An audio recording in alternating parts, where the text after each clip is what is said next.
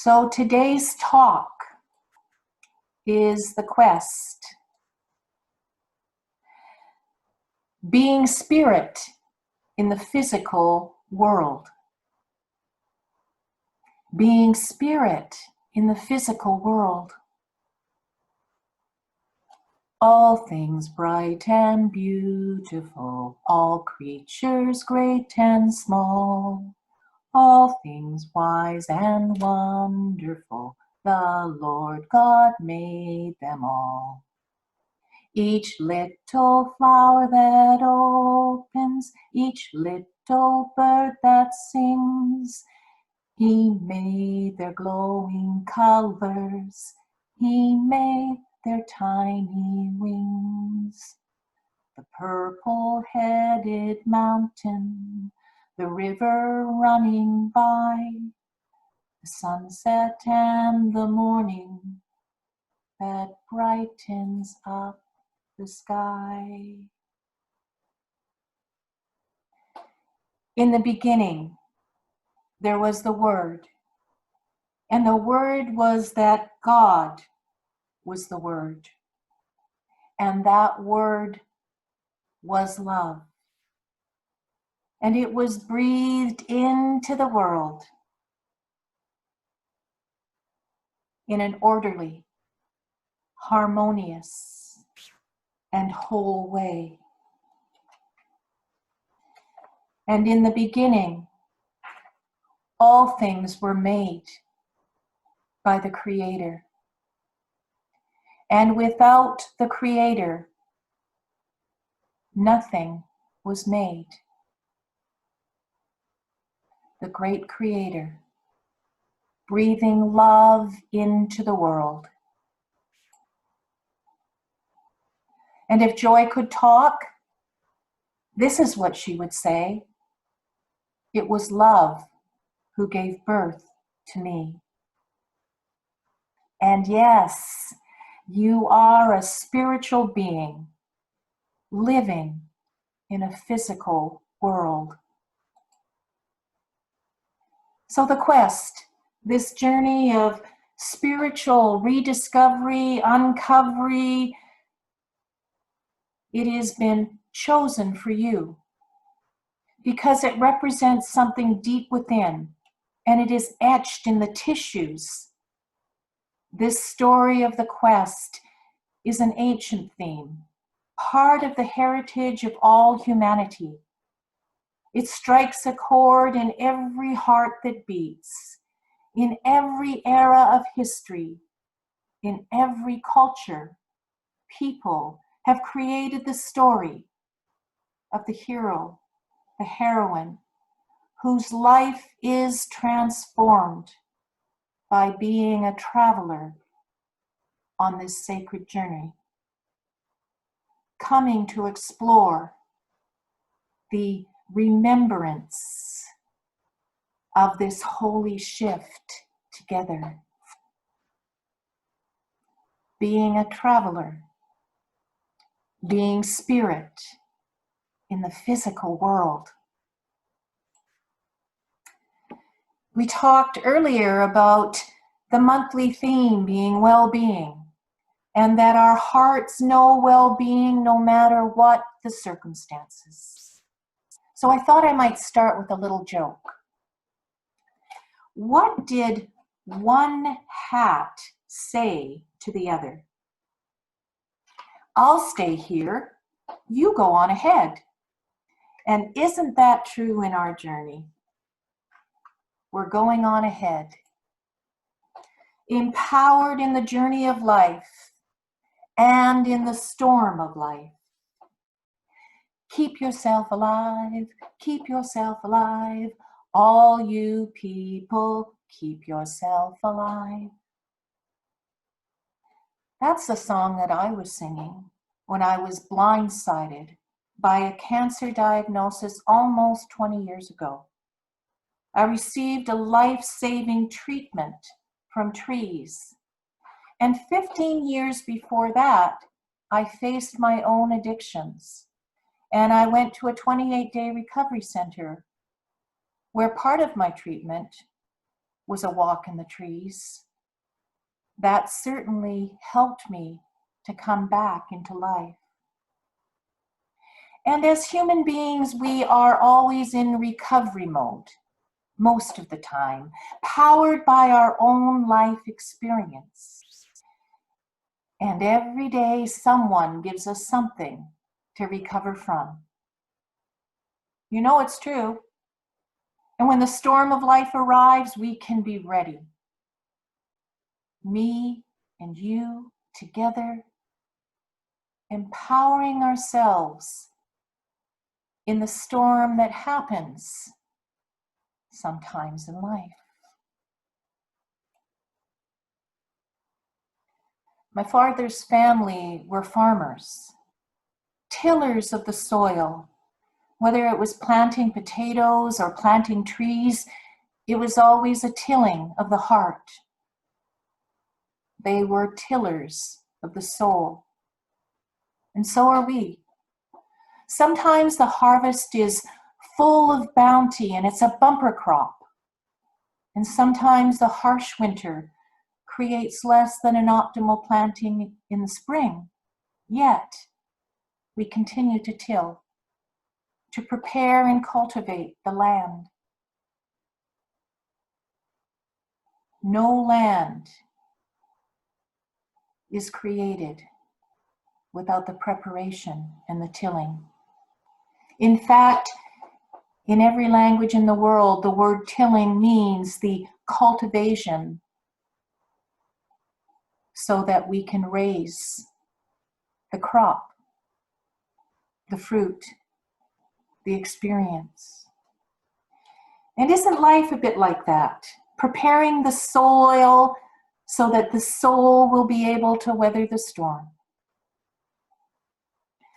My dad arrived in Vancouver in the late 50s and arrived in the downtown east side of Vancouver to the Harbor Light Shelter. Always a hand up, not a hand out at this place. Bringing back to life his life with a series of steps and a program of recovery. He had had many harsh winters as he struggled with alcoholism, which later on in life referred to as the thing that changed his life. And at this point, he was ready to come back, to get married, to have a family and 3 daughters, back from the bankruptcy of life that had taken him down. For every disappointment comes a divine appointment, a holy shift, a remembrance of our wholeness. The word holy literally means whole, so that when we feel fractured or tired or lonely or scared, we can remember to breathe the life of God. And when everything seems to be falling apart, we sometimes feel like we can't breathe. But something will be there to catch us if you let it. And this awareness of the life force is this Spirit of God providing us exactly what we need at the deepest level.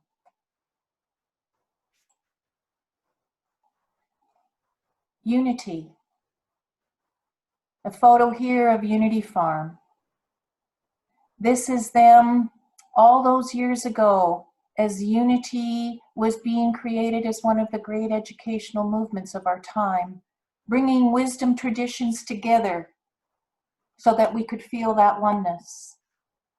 And here they are. The apple orchards had been prepared, and the fruit was there for the picking. Charles and Myrtle started with that vision on their quest to have a farm, to have a sense of belonging for all people, to come together in community. And when they were done, They manifested by making lots of jars of apple jelly in the world. It's a metaphor for our life. Using the practical application, the truth of our being, that in our spiritual life, it is the physical application every day with the deeds we do and the actions we take that make a difference. We as Unity students are always encouraged to align ourselves in the spirit of the Christ consciousness for that personal direction, always enhancing our spiritual growth. We talk about the Trinity, and metaphysically we talk about this being the mind, the idea, and the expression. And this is how all manifestation takes place. It does not change. And each one of us has the hero or heroine's journey to take our journey where it needs to go. And when you forget, be still and turn within to the great source. In my life, I've had many mentors. And I'd like to tell you about a friend of mine who wrote a book called Robes of Power, Totem Poles on Cloth. You see, my friend Doreen Jensen was a Haida elder. And here she is. And she wrote this book, which was a cumulative book on art, Haida art. Doreen was my neighbor growing up. She was my friend. And she was known as a Gitsin elder, an artist, and carver, an activist, and educator. And that was her journey. She was delivered by a medicine woman in her great-grandmother's bedroom. And she was a sister of Chief Walter Harris. And her training began early in the oral history tradition, the songs, the legends, the customs. Her formal schooling began in a 2-room day school in Kipswa. And at the age of 10, she left her family to attend the Alberni residential school for 2 years. But she returned. She returned to study Northwest Indian design, where she learned from some of the greatest carvers of our time. And then she went on to pass that on to people, to teach. She started the Kisan Village Association of Canadian Artists of Native Ancestry, and her work can be seen in the National Museum of Nature in Ottawa. And Emily Carr. She taught there. She also did much work at the Museum of Anthropology, ensuring that our ancestry and our history is not forgotten, but rather integrated as a spirit of God that lives through all generations. I learned from her. She was my friend. And she went to Unity every Wednesday night and every Sunday. That's where she was. Humble in every way. I saw much of her growing up, and then I didn't see her as much in my 20s and 30s. And we would meet from time to time. And the last time that I saw Doreen, we were both in hospital out at UBC. She was recovering from a stroke. And at the time that she had the stroke, All of the doctors at the hospital allowed all of the medicine men and women come into the operating room, and Doreen was brought back to life, which was a most certain death at that time. So she was recovering. And I met her because I was recovering as well. And a few months later, Doreen passed. And what's most interesting about that is that both her and my father passed away within days of each other, returning the cycle of life, the cycle of life. For everything there is a season, and we can learn from each other. We are immersed in God's love, and every one of us has a great experience of that. The quest reminds us of our own hero's journey, and to remember the importance of the holy shift, to remember that.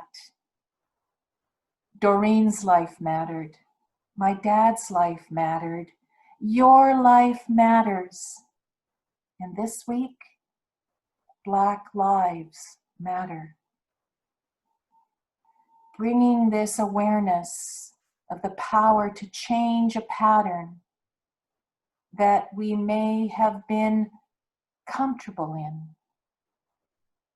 The holy shift.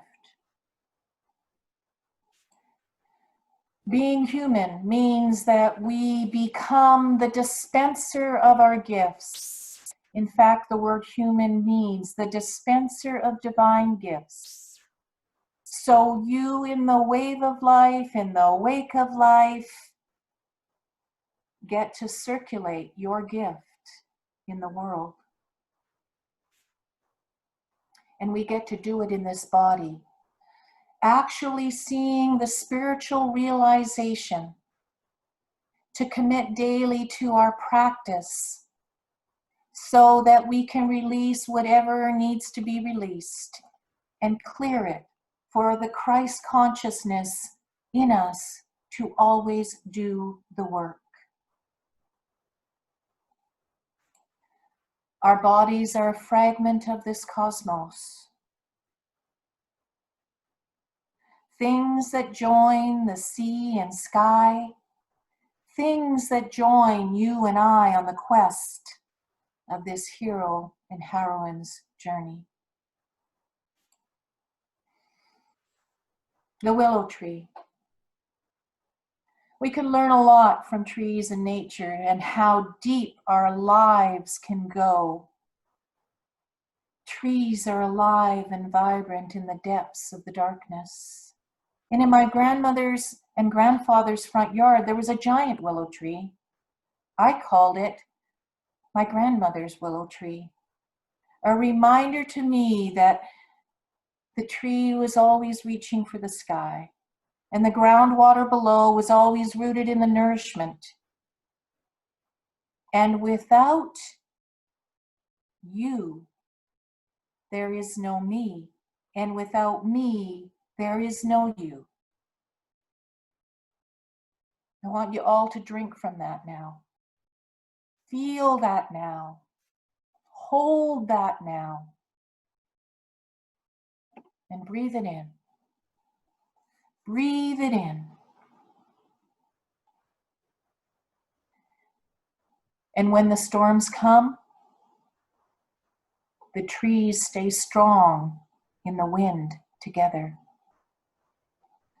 Always offering the light to be let in after the storm. Offering the branches and the leaves and the fruit as an offering of health. So today, are you preparing yourself for the change of scenery that will come? A new opportunity? So instead of sailing or saying, holy shite, why not be ready for the holy shift? It takes a millisecond of time to come into harmony amongst the chaos that you may feel. Don't take the road most trampled. Take the road that is unique to you, so that we can hold the world in our hands. And I myself, I come from a Celtic background, and this time last year was walking through my ancestors' land. And so I came across a wonderful poem, and it's called A Blessing for a Mother, and it's by one of my favorite poets, John O'Donoghue. And I'd like to read this now, and as I read it, close your eyes and take this in. On the day when the weight deadens on your shoulders and you stumble, may the clay dance to balance you. And when your eyes freeze behind the gray window and the ghost of loss gets into you, may a flock of colors, indigo, red, green, and azure blue, come to awaken in you a meadow of delight. When the canvas frays and the currach of thought and a stain of ocean blackens beneath you, may there come across the waters a path of yellow moonlight to bring you safely home. May the nourishment of the earth be yours. May the clarity of light be yours. May the fluency of the ocean be yours. And may the protection of the ancestors be yours. And so may a slow wind work these words of love around you, an invisible cloak to mind your life.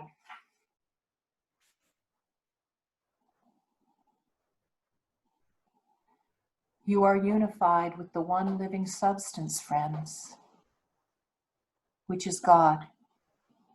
With all sufficiency, with this substance you were created, in it you live and move and have your being. By it you are fed and prospered. A wonderful quote from Charles Fillmore, that one. And just last week,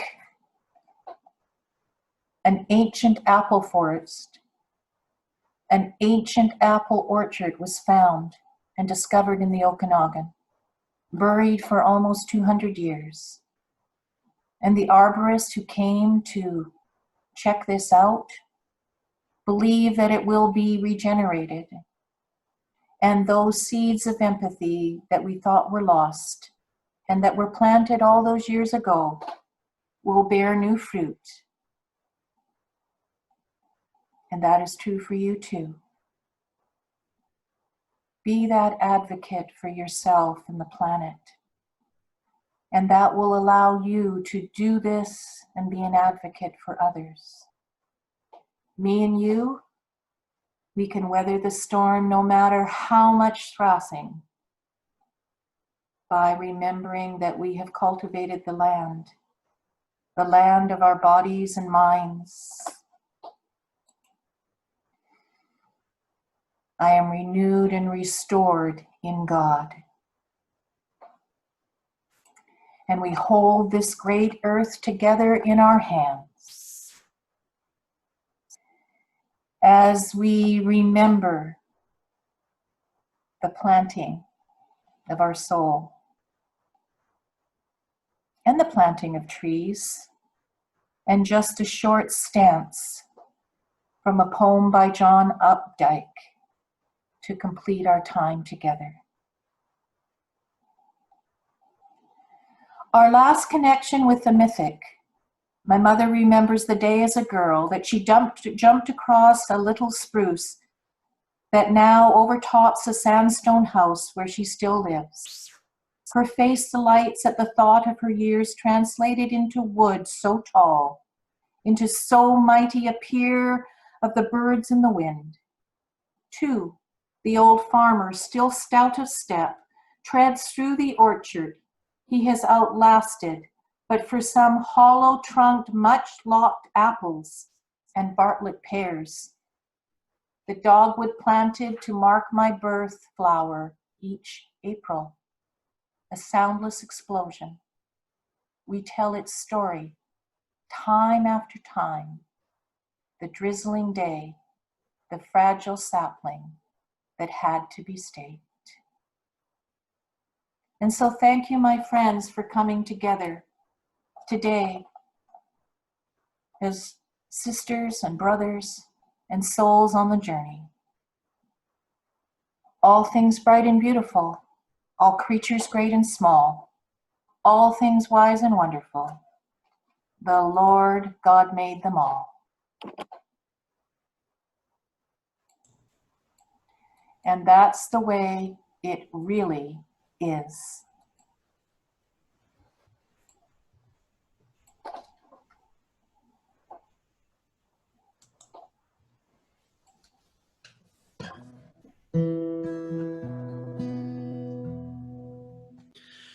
Maybe winter came this year and left without a fight.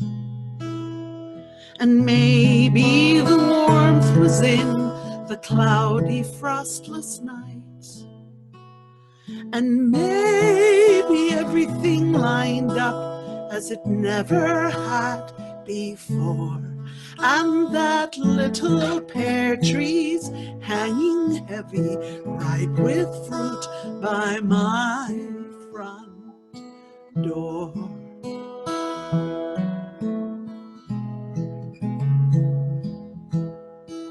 And maybe all these blossoms pick the perfect time to bloom.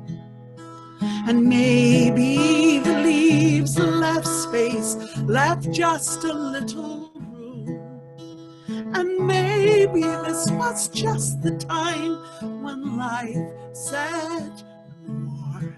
And that little pear trees hanging heavy, ripe with fruit by my front door. And some years it's the heavy storms that tears a spring apart, and petals float around like tears upon a broken heart. And maybe it's the honeybees that travel from a hive. And maybe it's just God's creation, glad to be alive. And maybe it's a mystery, and I don't know for sure. But that little pear trees hanging heavy, ripe with fruit by my front door.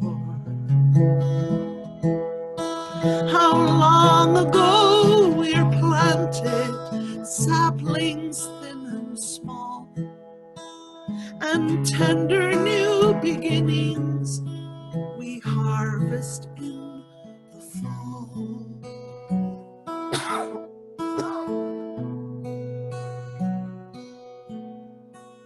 So maybe this is just the year you learn and grow again.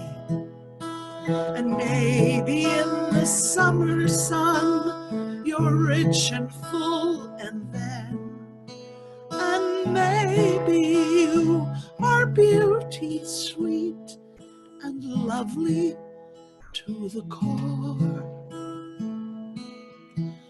Just a little pear tree hanging heavy, ripe with fruit by my front door. And maybe you are juicy, sweet, and lovely to the core. Like that little pear tree hanging heavy, ripe with fruit by my front door.